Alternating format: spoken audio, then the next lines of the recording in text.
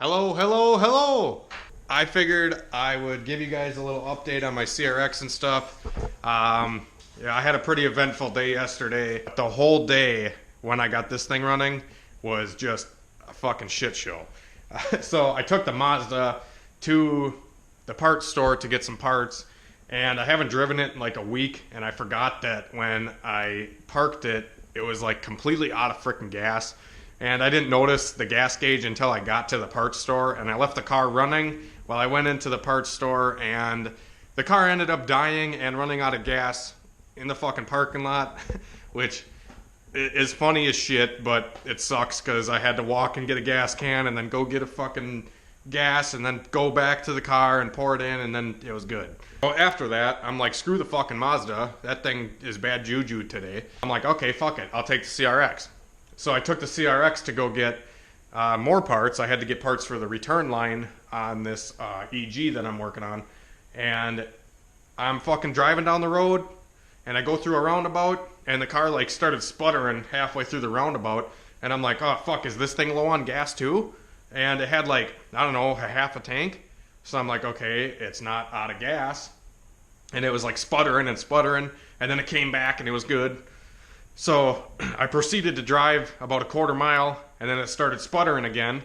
And I'm like, what the fuck? And then it just completely died. So I shut it off and I pushed it onto a side road, and I called a couple buddies, ended up getting a tow home because the car wasn't running and the fuel pump wasn't priming. So it's like the pump quit working, or like, you know, gradually was getting worse as I was driving, and then eventually just took a shit. But it's funny because the day before I was driving it and I punched it, and it was like a 16:0 air fuel ratio, and I'm like, okay, that's not right. I tuned this thing for like a 12.5 13.0, and it was great before that, but then all of a sudden it was lean when I punched it, and I'm like, okay, the temperature didn't change, nothing changed, I don't have a fuel leak. What the hell's wrong with this thing? And now it makes sense. I feel like the fuel pump in the CRX is on its way out. I got it towed home, and I told them to put it on the street, and I came in here and worked on this thing for like 3 hours, and I went back out there just for shits and giggles to try to start it, and it fired right up, and the fuel pump was working again. So I'm thinking maybe I drove the car for like 20 minutes and the fuel pump might have got hot because the motor's getting worn out. So I don't know. You guys let me know if that's like a common fuel pump thing. I've honestly never had a Honda fuel pump go out because normally I just swap them for a Walbro anyway, and I never run them. But this thing, I've just been running the factory one for now until I put a Walbro in it. But yeah. So I don't know. I figured I'd share that with you guys. Hopefully it's interesting or funny, or you can fucking yell at me in the comments and say, "You're an idiot. Put gas in your fucking car."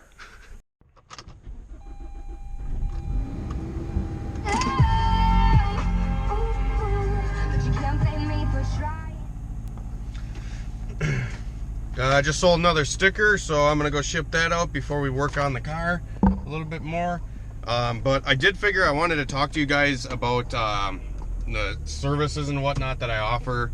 I get like 5 to 10 messages a day on the HunterTuned Facebook page, and you know, I talk to everybody, and I let everybody know what they need.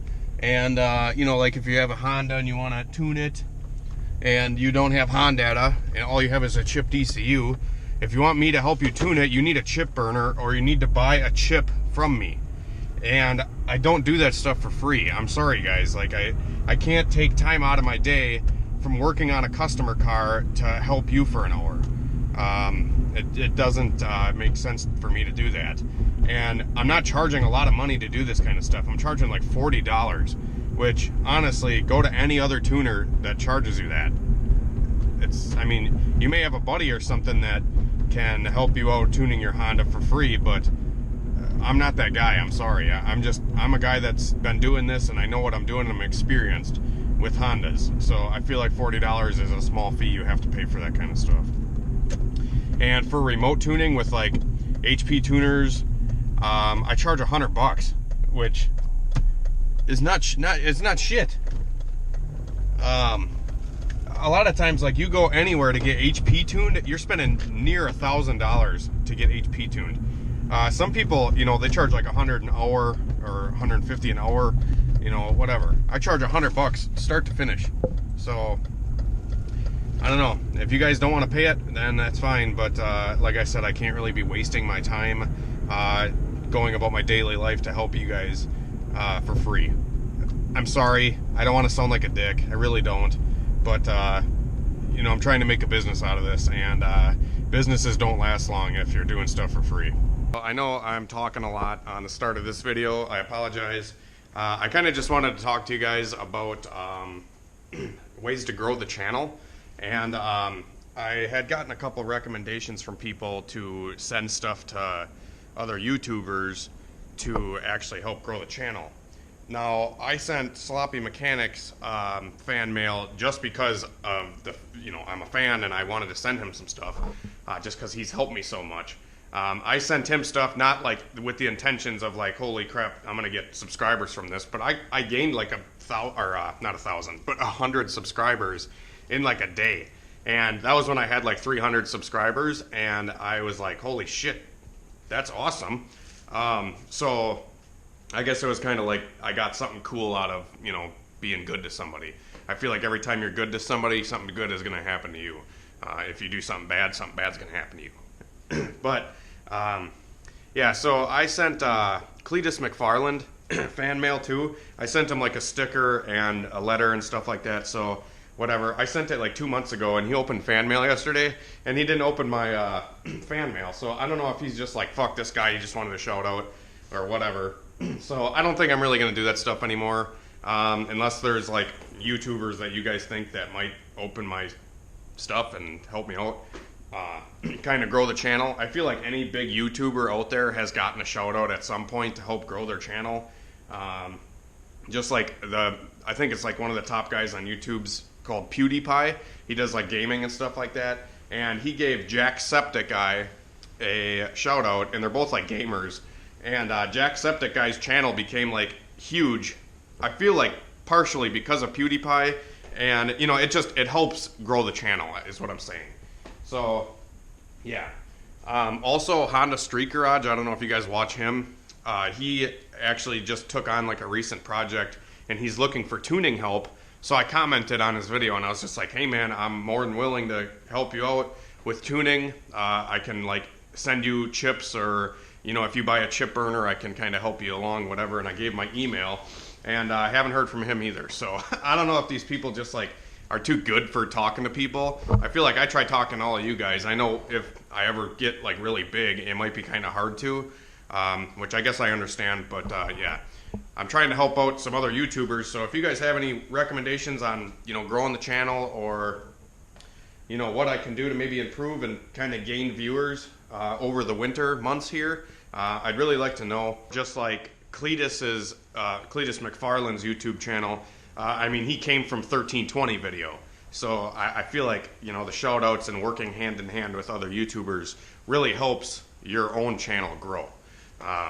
Boosted Boys is another example. Like Charlie has his own channel now, and Hayden or whatever with the Suicide CRX. I feel like he had a channel too, but I feel like they all stemmed off of Boosted Boys, and their channels are like huge in like 2 days. So yeah, I don't know. I'd love to help Boosted Boys out too if there's any way, shape, or form I can do that. I know he's got like Brent from PFI Speed, which is awesome. Brent's awesome. He seems really freaking cool. He seems just like an older version of me, so I hope I can be like him someday. Let's get to work.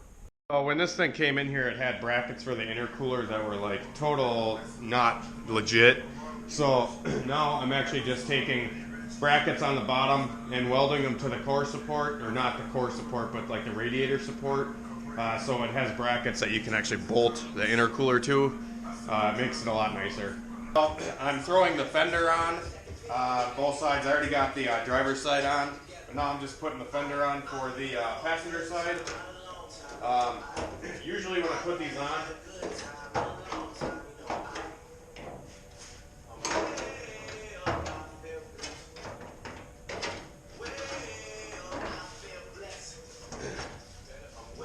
slide them into their spot like that, and then usually On the fenders here, they have like an indentation where the washer was on the bolt. So kind of just take the bolt and line the washer up with the existing, wear mark in the fender.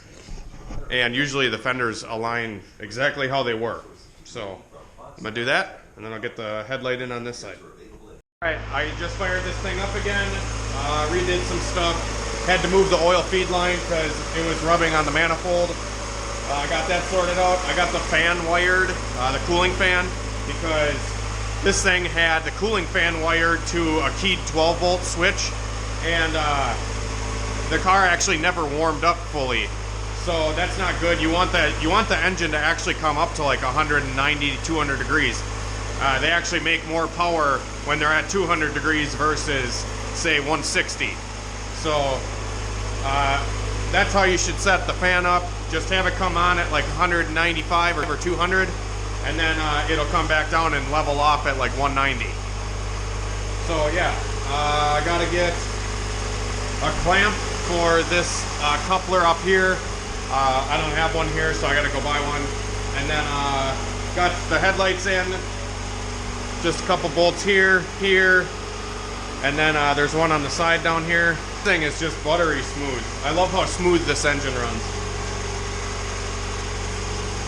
I'm probably going to get a hose for the valve cover here and run it to the ground, just because this setup does not have a catch can. It's better to run like a hose just straight down to the ground, just like I did on the black box on the back of the motor. Just spray it towards the ground so it doesn't get the engine bay or anything like that.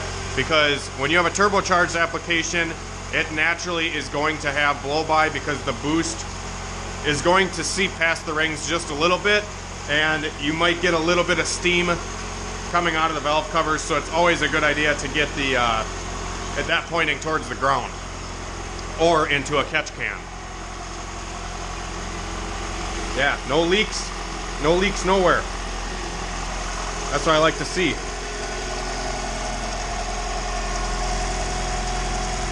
I also got to situate some of the vacuum lines. I got to get the vacuum line running to the blow-off valve and the boost gauge. So I'm going to have to go get some vacuum line and T-fitting, because the T's, I couldn't really reuse any of the old stuff because the T's were broken or cracked. So this thing had a lot of vacuum leaks when it came here. I crawled under it too to make sure there's nothing on the back of the motor that was leaking, and this thing is completely bone dry. No leaks whatsoever, and that is what I love to see on a Honda. It just makes you feel like accomplished when nothing leaks.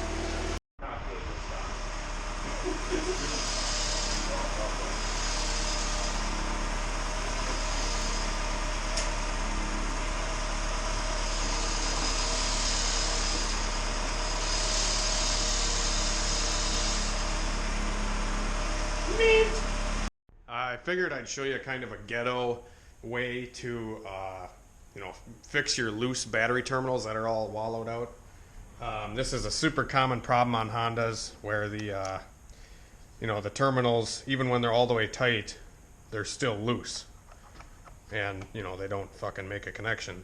So a quick trick here is just to take like a self-tapping screw and run it into like the area right here that has, an opening. And just kind of run a self-tapper in there. That thing is rock solid. Like I said, this is just a quick ghetto way to fix the battery terminals that, are loose. You should just replace the terminal, I know, but quick fix, that works just fine. So I just took the car out for its like maiden voyage, first test drive. And everything works great. Car is super smooth running. The transmission shifts good. Everything seems good. Other than I did get into boost just a little bit to make sure like VTEC is working and everything like that. And the tune definitely needs a little bit of cleaning up after we rebuilt the motor. The compression ratio is a little bit higher and whatnot. And the tune seems like it's a little bit on the rich side, because I actually turned the boost down and I actually didn't tune it for like 6 pounds or 8 pounds, whatever it's on right now. I tuned it on like 12 last time and made that side of the map kind of rich. So I got to go through and redo map a little bit on the tune.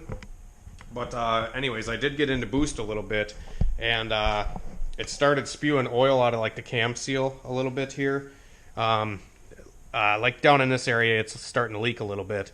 So I'm thinking that the engine needs to be broken in a little bit more, get the rings to seal a little bit. So I'm just gonna put some miles on this thing, and you know, do a lot of like varying in the RPM, and do a lot of downshifting to get the rings to seal a little bit. But honestly, even after the rings are sealed, I still think it's going to have a couple minor leaks on the engine, because like I said, this engine does not have an oil catch can set up.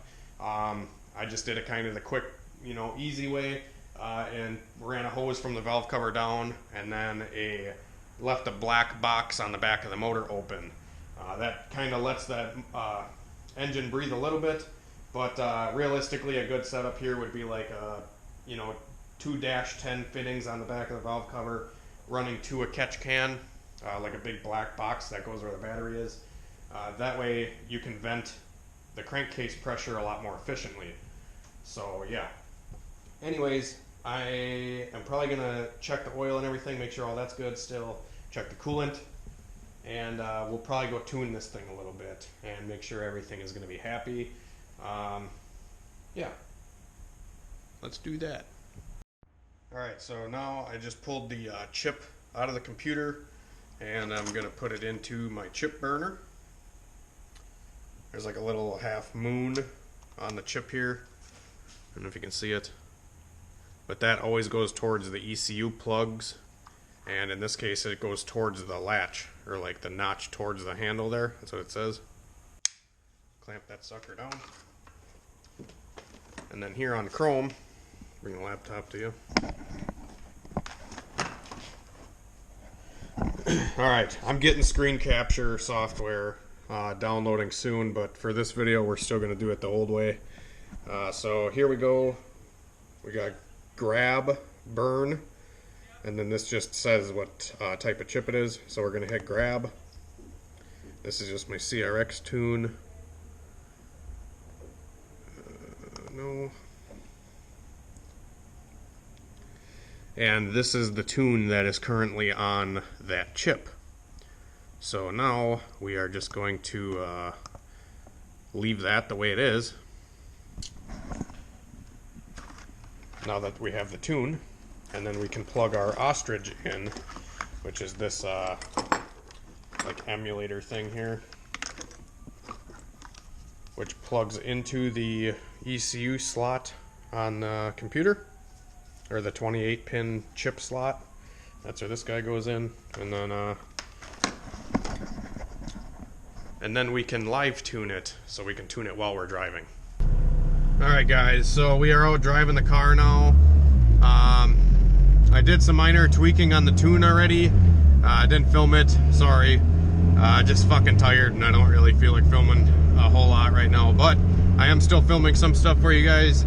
So yeah, I think all this wrenching and daily videos are finally catching up to me a little bit. Might have to take a day off, I don't know. Are you kidding me? Tomorrow morning I'm gonna be like, ah fuck, what am I wrenching on?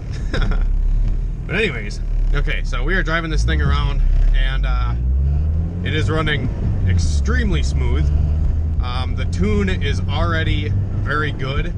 I tuned this car like 2 months ago, so haven't really had to mess with a whole lot on the tune-up.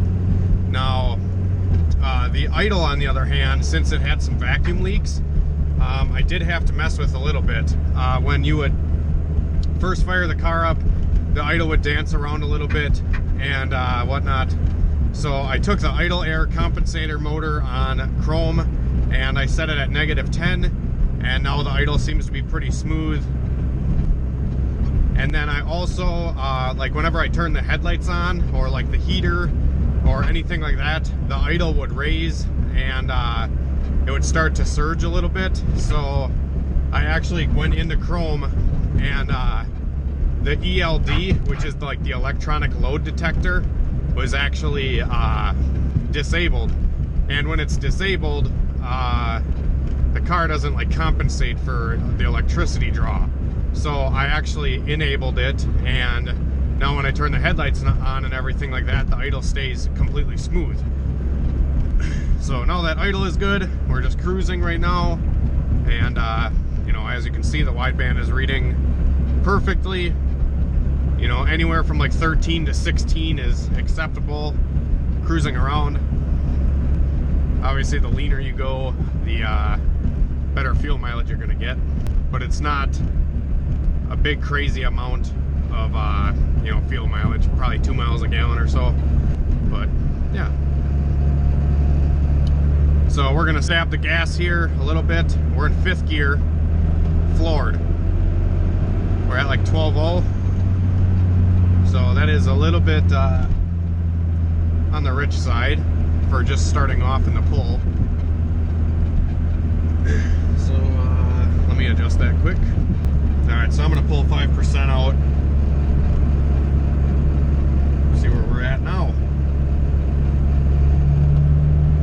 We're at like a 12.2, 12.5 it started off there.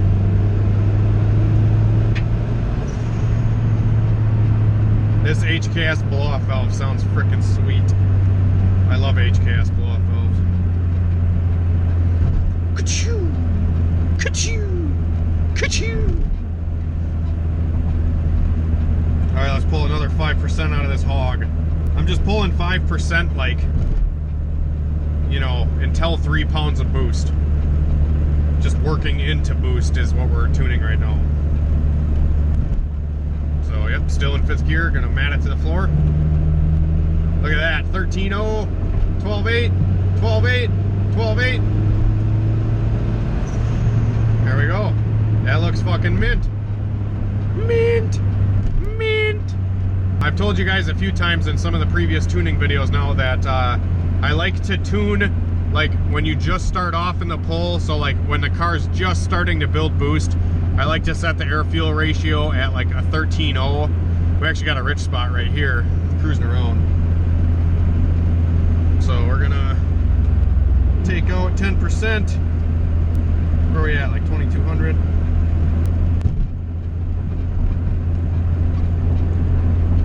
I took out 10%, now it's like 13.4. I'm gonna take out another 10.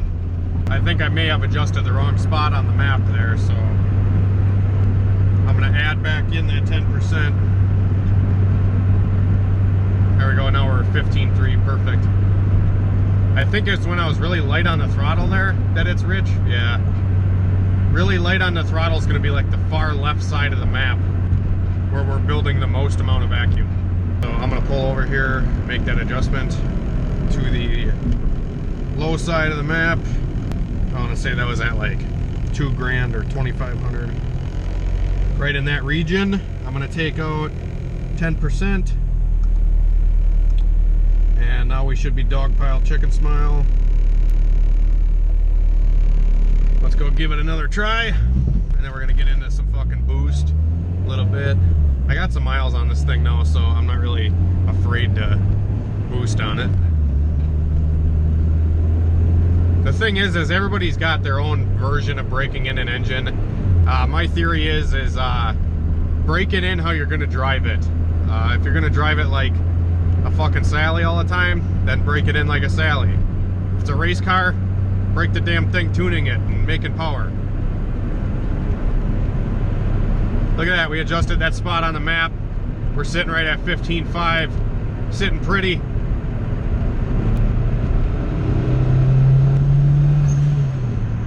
Alright, that was like a 6-pound pull. The tune-up looked mint.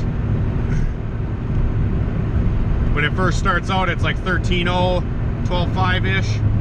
And then as it gets into boost, it you know, goes like 11.6, 11.8, which is like ideal. Alright, I'm gonna give this thing a hit in 4th gear. We'll do 3rd.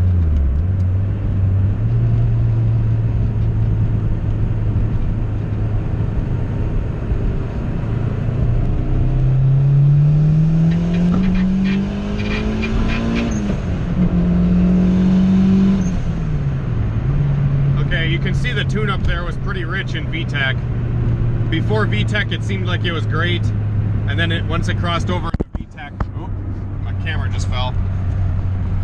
Anyways, once it crossed over into VTEC there, you can see it was like bottom 10s on the wideband. So I'm gonna have to pull like probably 15% out of the VTEC side.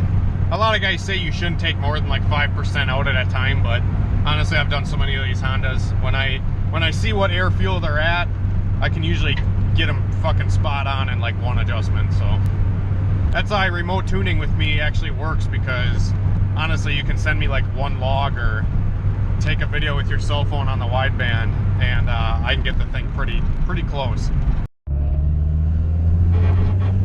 Alright, so we just took 15% out of the VTEC side, just because it was like super bottom 10s. It was almost pegging the wideband out, it was so rich. So yeah, we'll do another pull here in third gear.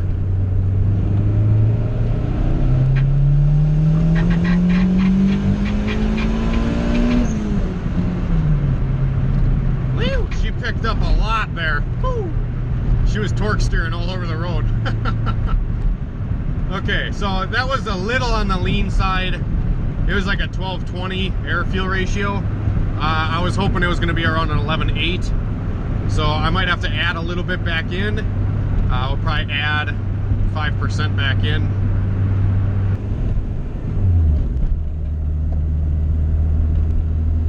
Alright, so I just added a little bit of fuel into the VTEC side.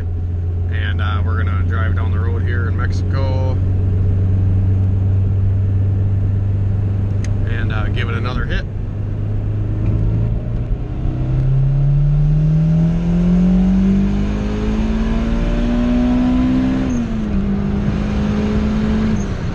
There we go, buddy. That was like 11.4, 11.5, which is fucking awesome.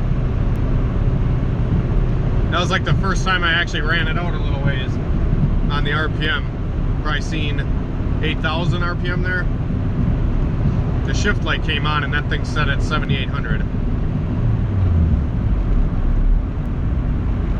I think I did notice though, right before I crossed over into VTEC, it was, I can't remember if it was lean there or rich, but right before it crossed over, I think there was an issue. So let's do another pull here, see what was going on.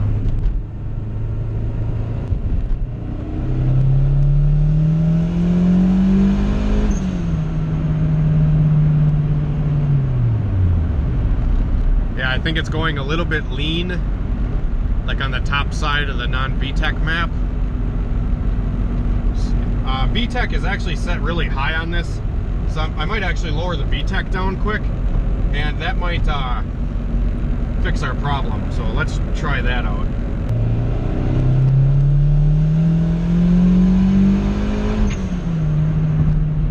Yeah, she's good now. Alright, so I just adjusted the non-VTEC side of the map. Let's see if it's smoothened out.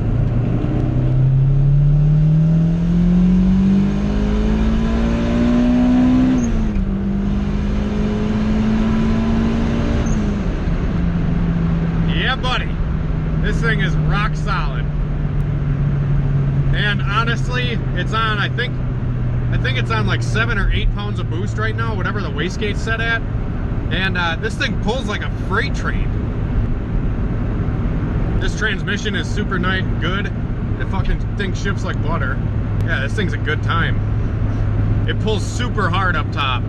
Like after 6,500 or so, after 7,000. Those valve springs really do help. I feel like my CRX might have some valve float up top currently, because it has the stock springs and retainers still.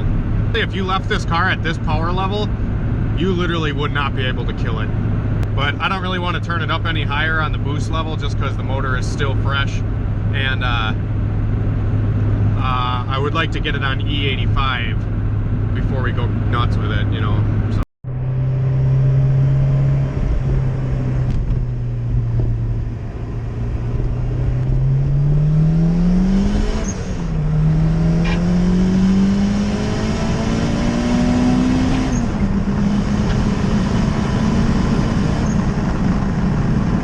Guys, that is going to wrap it up for this video. Hopefully you enjoyed. We got just a very couple small minor touches that we need to do on the car yet, and this thing should be all set to go for the customer. So yeah, I said about the catch can thing and it leaking a little bit. It is like a half a quart over on oil, and Hondas tend to leak when you overfill them with oil, so I'm probably going to drain out this oil anyway, considering we got like 75 miles on it, and I would say she's pretty well broke in by now. Some people may disagree, but whatever. I usually run my shit, like I said, how you're going to drive it. If it's going to break, it's going to break. And a lot of the times, in my opinion, the rings will seal to the cylinder within, I don't know, 30 miles or so, which I did put a lot of easy miles on it before you've seen those clips previously. But yeah, so hopefully you guys enjoy us getting this thing running, and we will see you in the next video. Figured I would let you guys know that I will be doing more tuning videos on this car, so just stay tuned for that. I just wanted to get the car running today and put some miles on it. Be sure to drop a like and subscribe. And until next time, we will see you later.